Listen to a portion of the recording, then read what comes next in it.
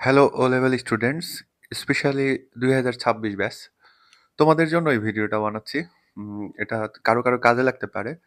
দেখো, একটা বিষয়, পেপার 1 সেকশন এ, এইখানে 4টা বিষয় থাকে।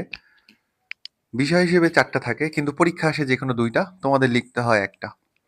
তো এই ক্ষেত্রে চিঠি আসলে তোমাদের ভরসার নাম, যে চিঠিটা সহজে লেখা যায়।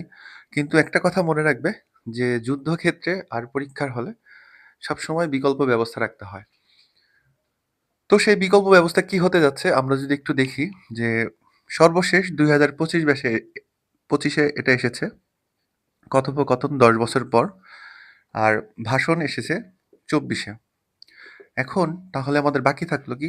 প্রতিবেদন। প্রতিবেদন আসলে 21-এ এসেছে, আবার 23-এ এসেছে। তো এবার আমার কাছে মনে হচ্ছে 2026-এ চিঠি এবং প্রতিবেদন, এই 2টা বিষয় আসবে। তো চিঠির পাশাপাশি তোমরা যারা বিকল্প রাখতে চাও, অবশ্যই ভালো করে প্রতিবেদন পড়বে।